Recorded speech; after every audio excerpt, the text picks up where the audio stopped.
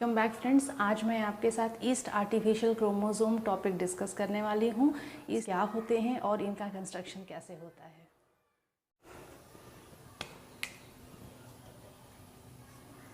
Yeast artificial chromosomes, yeast artificial chromosomes or YAC. Okay,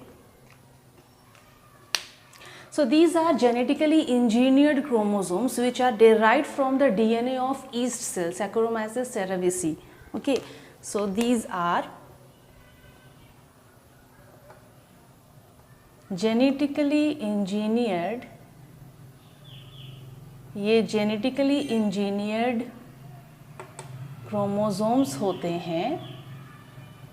chromosomes होते हैं जिन्हें हम बडिंग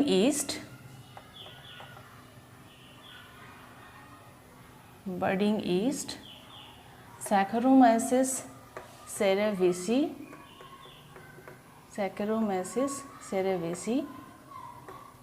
से हम इसे डिराइव करते हैं। इस क्रोमोसोम को हम जेनेटिकली इंजीनियर्ड करते हैं एंड देन आफ्टर इसे हम बैक्टीरियल प्लाज्मिड में हम इसे क्या करते हैं, लाइगेट करते हैं। ओके, इसे हम लाइगेट कर देते हैं बैक्टीरियल प्लाज्मिड में। So we can say that yeast को हम क्या कह सकते हैं, दे आर वो प्लाज्मिड शटल वेक्टर्स होते हैं और वो बैक्टीरियल होस्ट में भी रेप्लिकेट कर सकते हैं। दे कैन रेप्लिकेट, उनका रेप्लिकेशन बैक्टीरियल होस्ट में भी हो सकता है या और बर्डिंग ईस्ट सैक्रोमाइसिस सेरेविसी में भी हो सकता है। ठीक है, तो क्योंकि हम इसे जेनेटिकली इंजीनियर्ड करते हैं, so we can also say that they are human engineered DNA molecule, human engineered DNA molecule। And वो क्यों यूज़ होता है, वो यूज़ होता है, दे आर यूज टू, वो DNA सीक्वेंसेस को ईस्ट सेल के अंदर, ईस्ट सेल्स में क्लोन करने के लिए यूज़ होता है। They are used to clone the DNA sequences in yeast cells. ठीक है, तो अब हम देखेंगे कि YAC ईस्ट आर्टिफिशियल क्रोमोसोम्स में कौन कौन से सीक्वेंसेस प्रेजेंट होते हैं। ओके,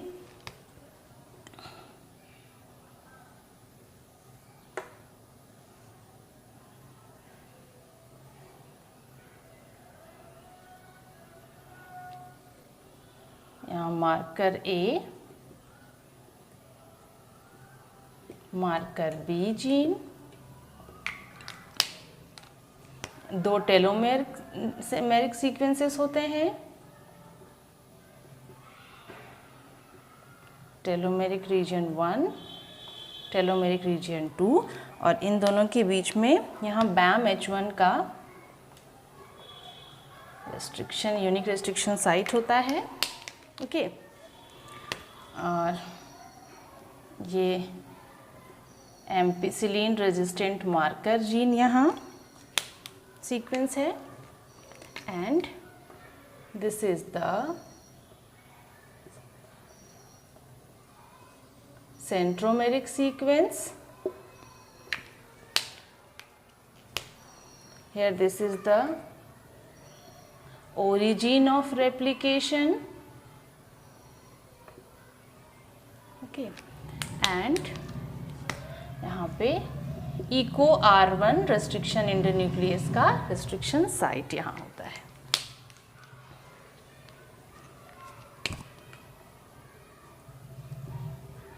ठीक है, तो अभी हम यहाँ पे कंपाइल करेंगे। अभी यहाँ पे कौन कौन से सीक्वेंसेस होते हैं ईस्ट आर्टिफिशियल क्रोमोसोम में। ईस्ट आर्टिफिशियल क्रोमोसोम में कौन कौन से सीक्वेंसेस होते हैं? ईस्ट सेंट्रोमेरिक सीक्वेंस होते हैं यहाँ पे, ठीक है।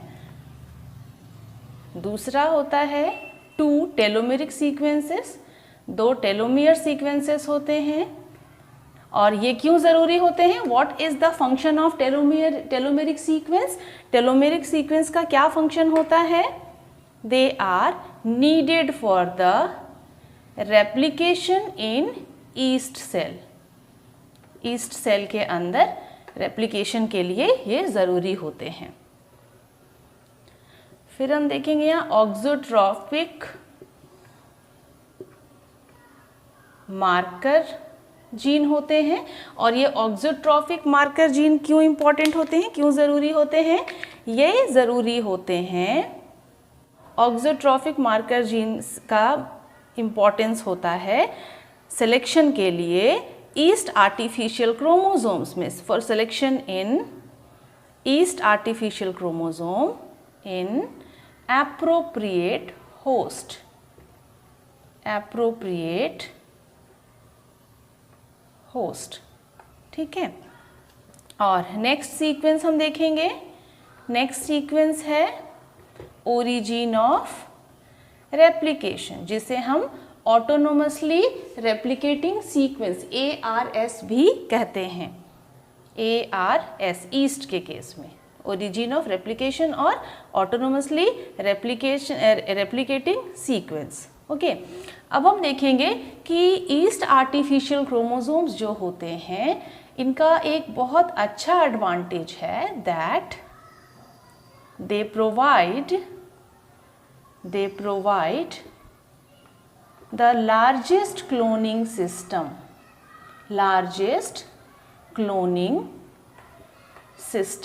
ठीक है। तो अब अगर ये लार्जेस्ट क्लोनिंग सिस्टम है, अगर ये लार्जेस्ट क्लोनिंग सिस्टम प्रोवाइड कर रहा है, then what is the cloning capacity? क्या इंसर्ट साइज होता है, क्या रेंज होता है इसके इंसर्ट साइज का?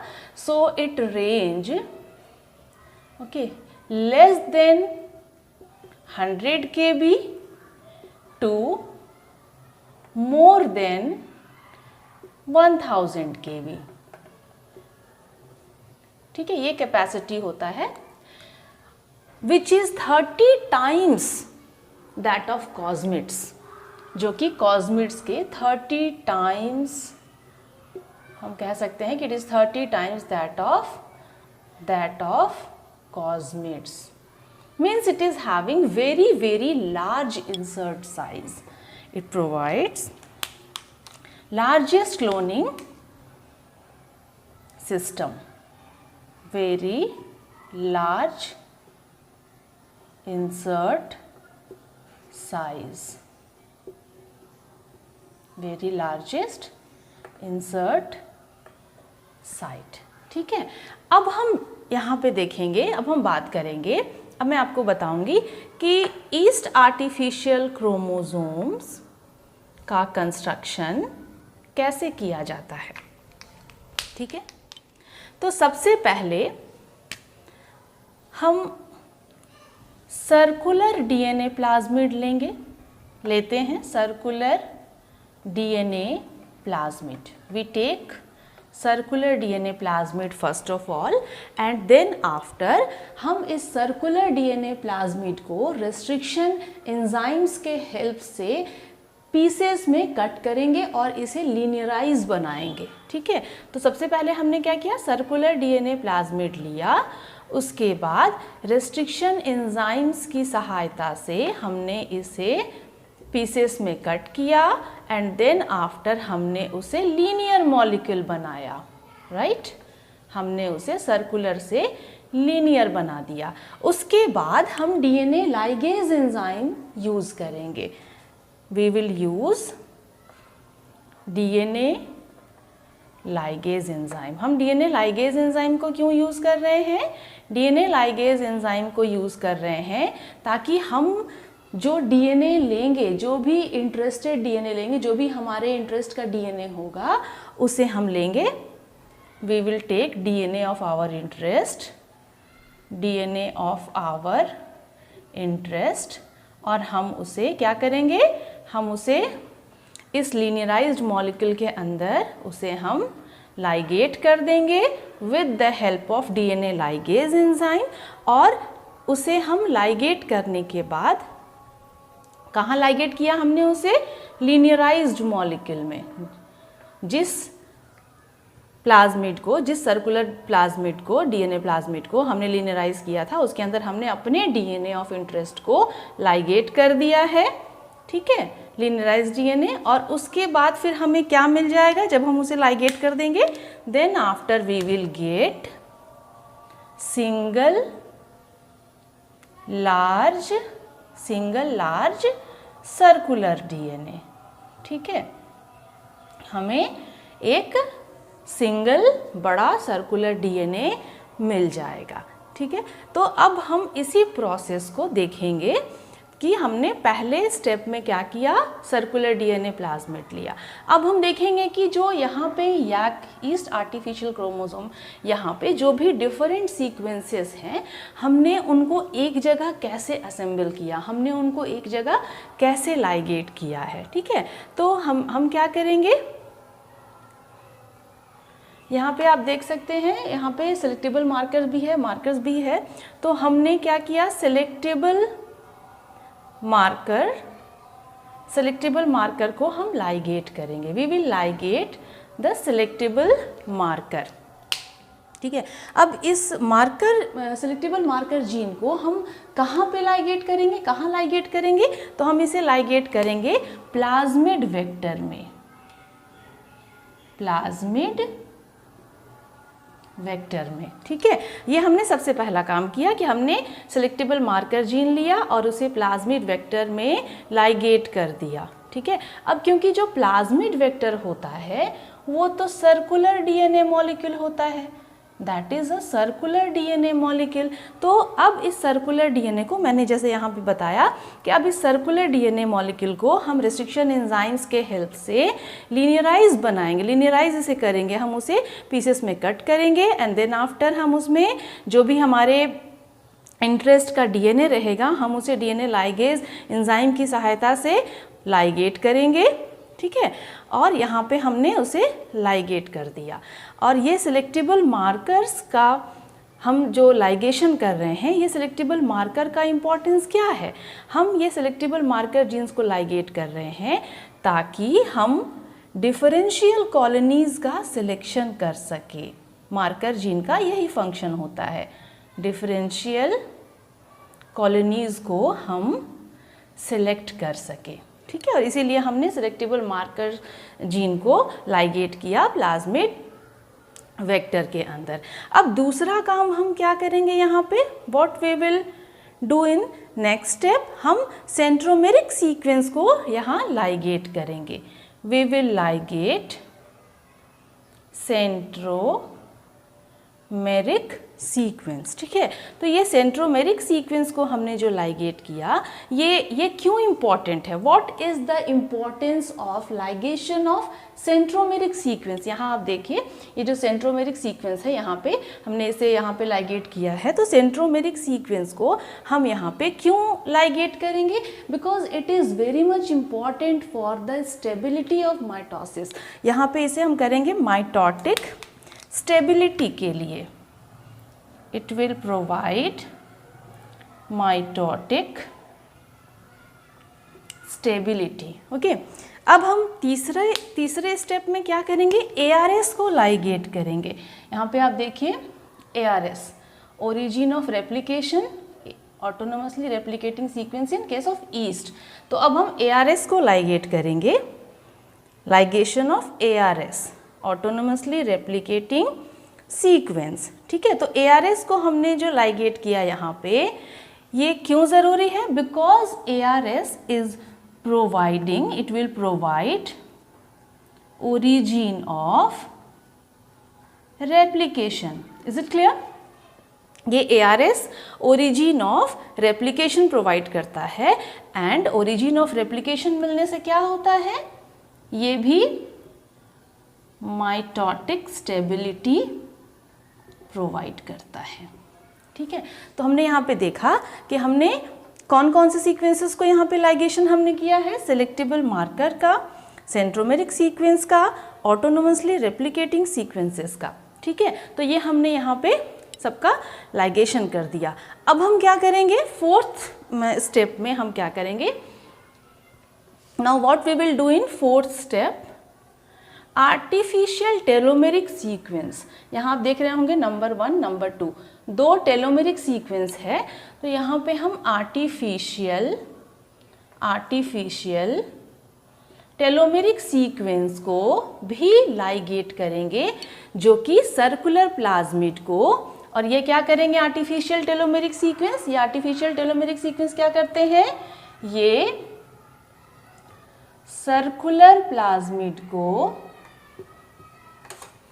लीनियराइज्ड प्लाज्मिड में कन्वर्ट करते हैं।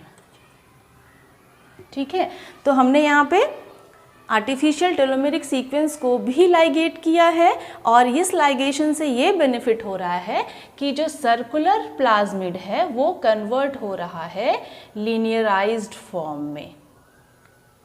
ठीक है, अब फिफ्थ स्टेप में हम क्या करेंगे, फिफ्थ स्टेप में ये तो हो गया, फर्स्ट में हमने सेलेक्टेबल मार्कर किया, सेंट्रोमेरिक सीक्वेंस किया, ARS का लाइगेशन किया, और उसके बाद फिर हम फिफ्थ में हम आएंगे, फिफ्थ स्टेप में हम आएंगे, और यहाँ पे हम क्या करेंगे, जो भी हमारा इंसर्ट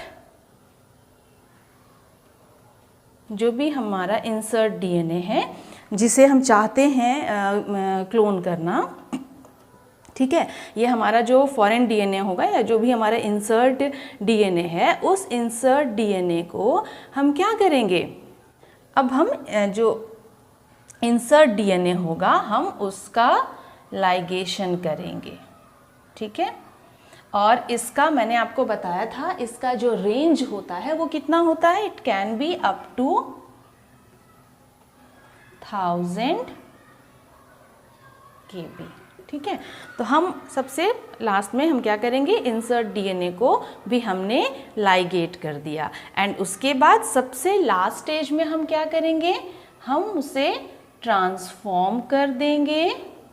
जो भी हमने सारे सीक्वेंसेस को असेंबल करके सबको लाइगेट करके जो बनाया वेक्टर, हमने जो बनाया हम उसे ट्रांसफॉर्म कर देंगे in yeast cell. Transformation in yeast cells, not of, transformation in yeast cells. तो ये हो गए हमारे 6 स्टेप, जिसकी सहायता से हम ईस्ट आर्टिफिशियल क्रोमोसोम्स को कंस्ट्रक्ट करते हैं। So this is all about the yeast artificial chromosome. I hope you like this video. अगर आपको ये वीडियो पसंद आया हो तो प्लीज़ मेरे चैनल को सब्सक्राइब करिए और इस वीडियो को ज़्यादा से ज़्यादा शेयर करिए अपने फ्रेंड्स के साथ।